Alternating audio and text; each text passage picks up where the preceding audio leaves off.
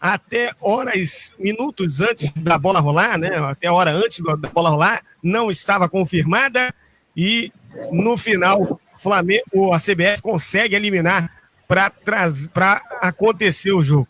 Vou perguntar aqui para o grande Edu Gomes toda a situação, Edu, e realmente agora a chapa está quente para o lado do Flamengo, são os 19 clubes, mais a CBF, ainda tem o caso, talvez aí a Conmebol também, caso o Flamengo também não queira entrar em campo. O Flamengo numa situação bastante complicada, né? O Flamengo está meio ali que sendo o patinho feio de todos, não é isso, Edu?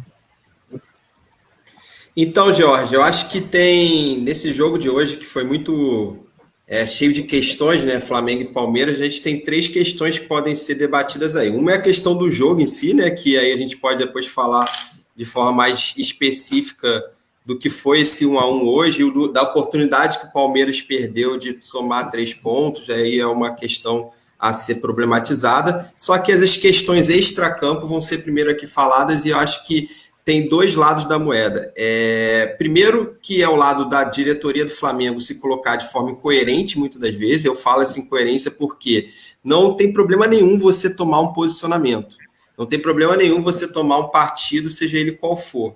E aí, cada um de nós, dentro de uma sociedade democrática, podemos concordar ou não com esse posicionamento, desde que você esteja fazendo ou tomando esse posicionamento dentro do âmbito da lei, do âmbito das ideias e tudo mais, não tem problema algum. O problema é quando você passa a ser incoerente com aquele posicionamento que é tomado, né? O Flamengo foi, desde os primórdios, o clube que, de forma pioneira, buscou anteceder ou retornar de forma mais prematura em todos os momentos. Mas todos os clubes retornaram, todos os clubes também estão sendo beneficiados e concordaram com esse retorno. Ok, mas aí de forma coletiva, posteriormente, foi feito um protocolo onde todos os clubes coletivamente assumiram o compromisso perante aquele protocolo e com isso se estabeleceu o retorno, não estou nem mais falando dos estaduais, mas do brasileiro. Agora, pegando nesse cenário de pandemia, o Flamengo foi o primeiro a querer voltar a treinar lá em maio, foi o primeiro a querer a volta do estadual, o primeiro a falar em volta do torcida. Então, às vezes,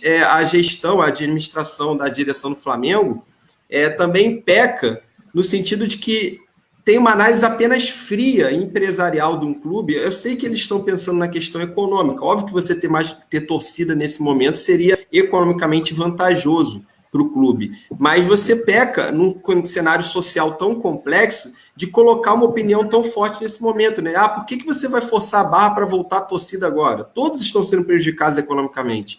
Aí você vai se colocar nesse sentido, por que você vai forçar a barra como forçou lá em maio para força? Mas o protocolo foi bem estabelecido, ok, mas tem uma agenda moral também sendo colocada, porque a gente não está vivendo tempos normais. A gente há poucos dias estava tendo aí mais de 1.000 mortes por dia da pandemia, então não é um cenário normal que você acha que de forma fria pode agir só por uma questão administrativa. Isso é um ponto. Então, assim, o Flamengo teve, a incoerência que eu falo é que teve vários momentos essa volta, essa pressão, jogando para a galera para retornar com várias situações, e depois falou, não, mas no cenário atual, onde eu tenho o elenco todo praticamente com Covid, eu opto por entrar na justiça comum para não jogar. E aí gerou uma incoerência nesse sentido.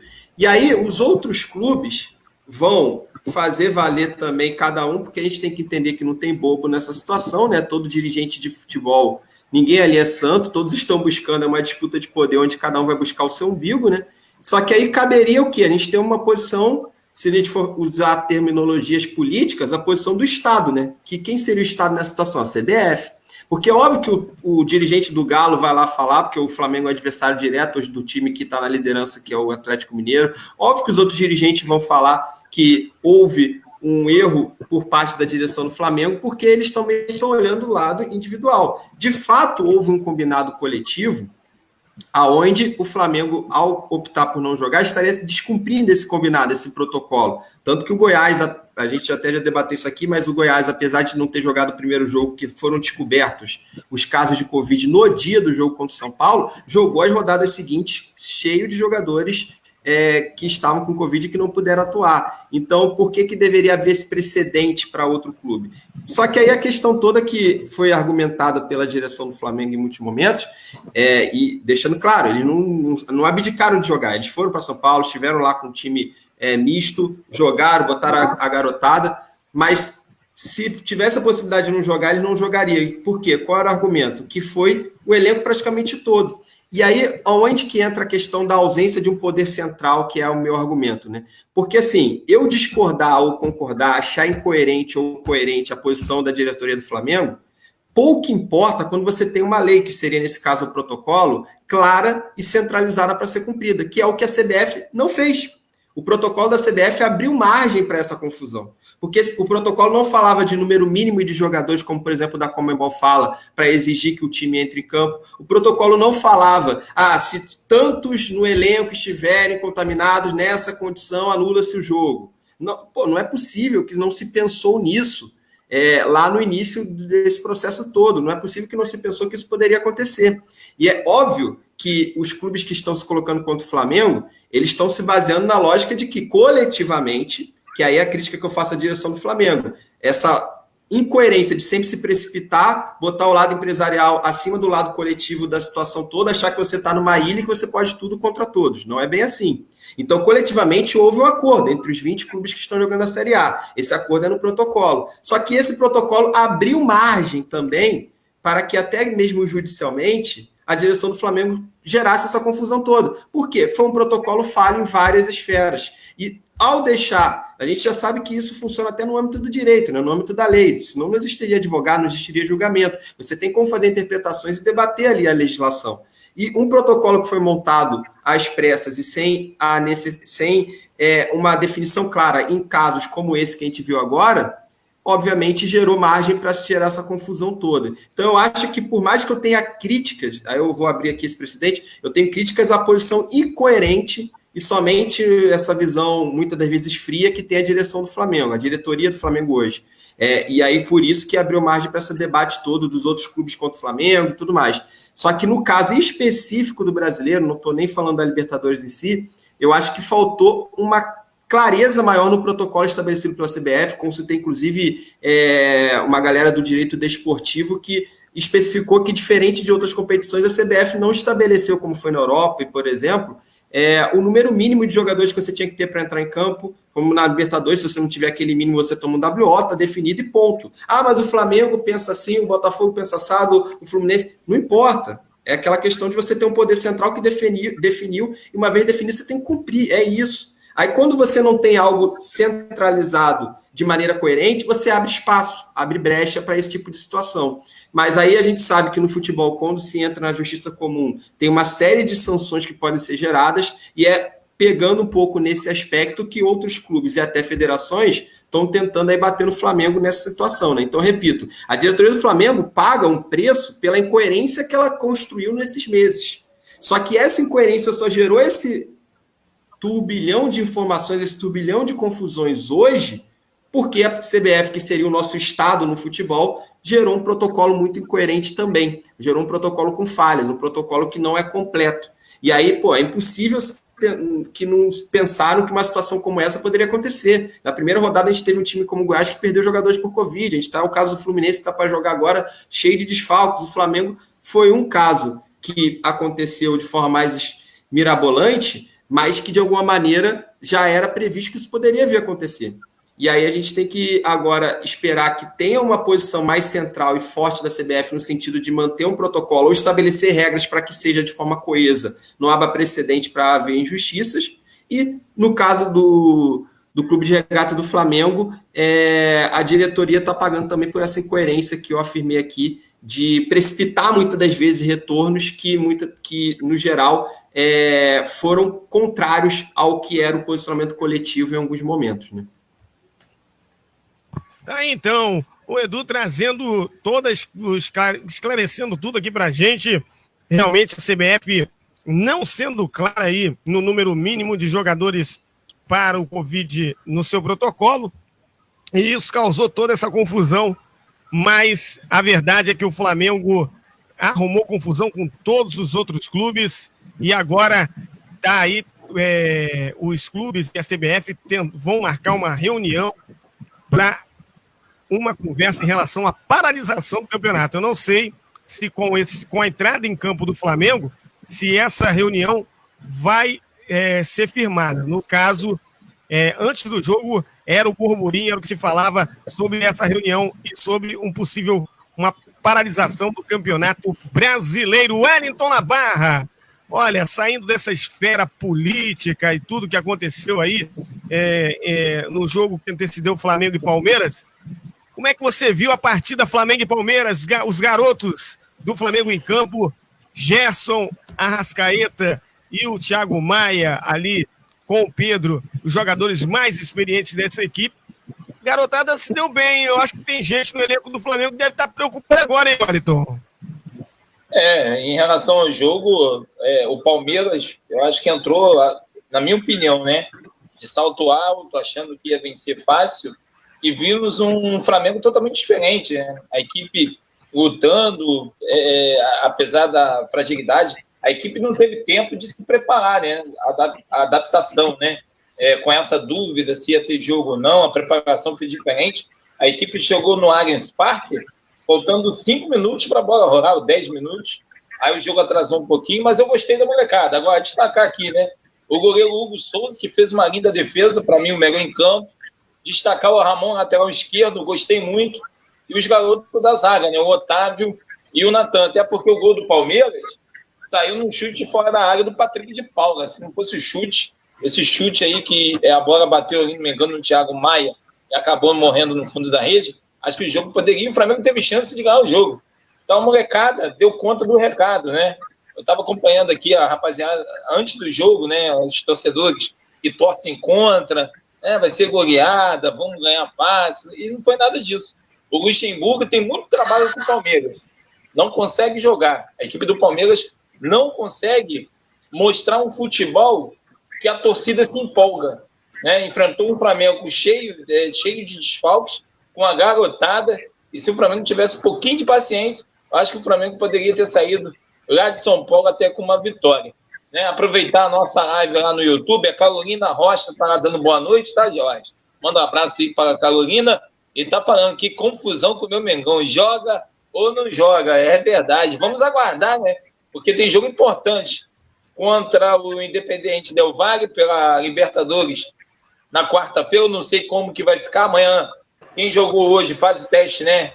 Para saber se tem alguém aí que testou para o Covid, porque pelas contas é amanhã que bate, né, Edu Gomes? A situação aí daqueles jogadores que viajaram, que ainda não tiveram nenhum tipo de sintoma, né? A janela é amanhã, então vamos aguardar aí. Sim. Podendo ter outros jogadores, não queremos isso, mas podendo ter outros jogadores testando positivo no Flamengo. Mas gostei muito da equipe rubro-negra, a garotada deu conta do recado. Gostei do auxiliar técnico lá do Domenech, jogando junto com a equipe. É uma coisa que me chamou muita atenção. O Domenech é o cara mais calado, já o seu auxiliar ali no campo, jogando junto com o time. Isso é bacana. Eu acho que o jogo de hoje deu uma esperança garotada que vai ganhando espaço com esse problema do Covid, né, Jorge? É o detalhe. Deixa eu dar uma boa noite aqui pro Ítalo Bruno. Muito boa noite, Ítalo. Boa noite, Jorge. Boa noite, Marcelo, Edu, Wellington, todos os ouvintes da Rádio Esporte Metropolitano. Um pouquinho de atraso hoje, quase que eu fico no DM novamente, a internet não está colaborando, mas já fui socorrido aqui, já estou presente em mais um debate esportivo da Esporte Metropolitano. Tá aí, então, esse é o grande Ítalo Bruno. Eu vou trazer aqui o grande Felipe Viana, ele que fez o jogo comigo hoje, vou trazer aqui ele falando também sobre essa partida Flamengo e Palmeiras. Fala aí, Felipe! Alô, Jorge Harrison, alô você, ligado aqui na Rádio Esporte Metropolitano. Rapaz, que prazer ter você aqui com a gente para o debate metropolitano. É uma tarde atípica neste domingo de setembro. A verdade é que, quando a gente olhou no calendário que Flamengo e Palmeiras se enfrentariam no Allianz Parque, ninguém poderia imaginar que teria uma tarde tão elétrica, tão esquisita, eu diria.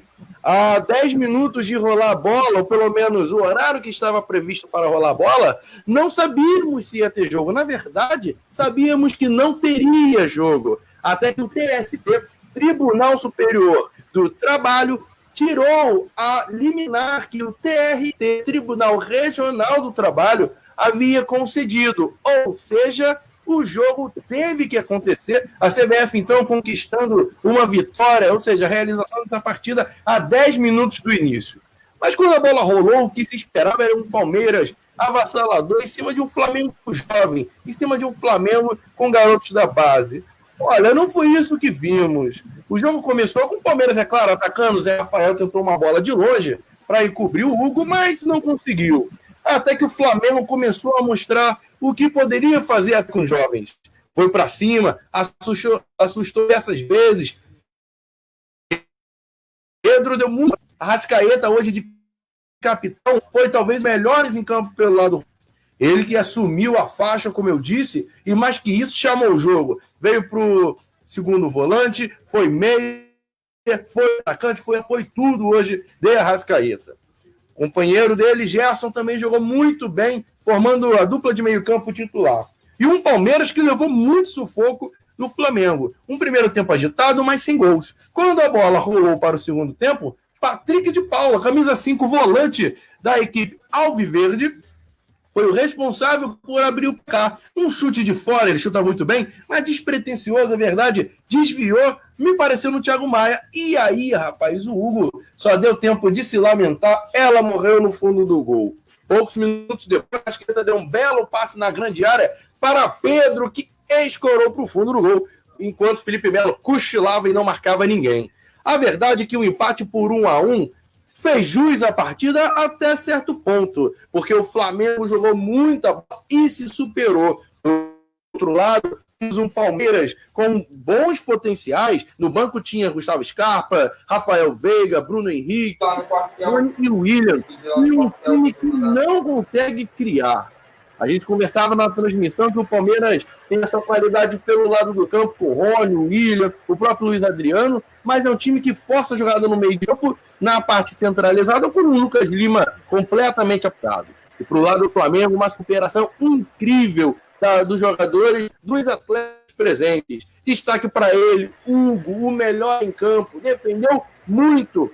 E, olha, o Gabriel Batista já é passado. O César, olha, eu diria que está num processo de também ser passado para trás, porque o Hugo, com a atuação de hoje, certamente está mirando a titularidade, ou, é verdade, ainda é cedo, ou a reserva do Diego Alves. Fato é que o Flamengo se superou hoje e fica agora para a gente o pensamento seguinte: como será que vai ser os bastidores das próximas reuniões da CBF? Essa semana há uma reunião para decidir definitivamente a questão da volta do público, e o Flamengo isolado politicamente, e olha, eu não vi apoio nenhum por parte de nenhum clube hoje ao Flamengo. Pelo contrário, o clube se posicionando dizendo: olha, se não tiver jogo, a gente para o campeonato, como disse Andrei Santos. Bom, fica para a gente discutir como vai ser daqui para frente a política da CBF interna diante dessa situação. Aqui é Felipe Viana para a Rádio Esporte Metropolitano. Aí, então, esse é o grande Felipe Viana, esteve comigo hoje na transmissão de Palmeiras e Flamengo 1-1. Eu quero só fazer mais uma pergunta sobre esse jogo para o meu amigo Marcelo Júnior.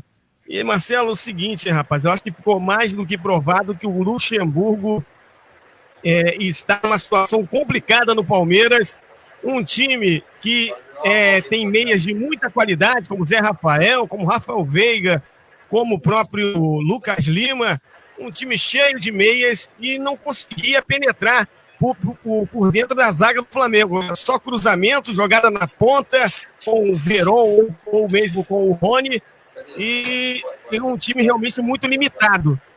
O Luxemburgo pode começar a sofrer pressão lá no Palmeiras, Marcelo? Boa noite, George. Boa noite a galera aí. George, você tem razão. A pressão em cima dele é muito grande. Eu assistindo o jogo hoje, em determinado momento, parecia o Cuca-Ball de 2017, aquele time do Palmeiras que foi campeão brasileiro, jogando bola na área, alçando bola na área, e você com o centroavante ali, fazendo os gols da partida. Então, jogou lá chuveirinho. Vamos jogar para a área e vamos ver o que dá. O Luxemburgo, ele já está pressionado desde o início do ano, desde que ele chegou no Palmeiras. A expectativa da torcida em cima dele era uma expectativa muito grande. Só que o torcedor, a gente tem que entender que esse Luxemburgo não é aquele Luxemburgo que teve passagem pelo Real Madrid, aquele Luxemburgo que ganhou vários títulos brasileiros. Não é o mesmo Luxemburgo, é um outro Luxemburgo, é um técnico que já ficou parado muito tempo. Teve até a questão que ele falou que voltou recentemente, que ele não precisava estudar, isso até repercutiu muito na imprensa, mas fato é que o Luxemburgo não é o mesmo Luxa de muitos anos atrás. E a torcida do Palmeiras, por outro lado, também vai ter essa desconfiança em relação a ele. Eu acho que o que segurou muito ali o Luxemburgo no cargo, que deu uma sobrevida assim, pode-se dizer, foi a questão do título, que deixou ele ficar o restante da temporada. Se ele não ganhasse ali, eu acho que ele seria demitido. E você tem um outro ponto aí, o elenco do Palmeiras, assim como do Flamengo, é um elenco que é para brigar ali entre os 3, 4 primeiros, um elenco para brigar por título, por vitórias, e a gente não vê isso, a gente vê um Palmeiras que empata muito, um dos times que mais empata no campeonato junto com o Botafogo depois da rodada de hoje. Então a torcida não quer isso, e tem valores individuais interessantes. O time do Palmeiras não é um time ruim, você tem ali jogadores muito bons, mas o time não consegue dar rodagem. Eu acredito que se continuar nessa pegada, o Luxemburgo eu acho que não termina nem o primeiro turno, porque a pressão é grande, e o Palmeiras, o que tem um histórico de segurar técnicos no Palmeiras, foi assim com o Cuca, determinado na segunda passagem dele, com o Felipão também, e agora com o Luxemburgo, é a questão do presidente do Palmeiras. Ele é um presidente que tem essa característica de dar bastante aval ao técnico, de segurar bastante o técnico, e mesmo que a diretoria, os conselheiros que mandam muito lá no Palmeiras vai contra isso, mas ele segura, é pulso firme. Então eu acho que é questão de tempo. Se não aparecer resultados, eu acho que o Luxemburgo aí pode se despedir do Palmeiras aí, George. Tá, então, esse é o grande Marcelo Júnior, trazendo a informação, trazendo o resumo do que é o Luxemburgo hoje na equipe do Palmeiras. Você ligado e conectado ao som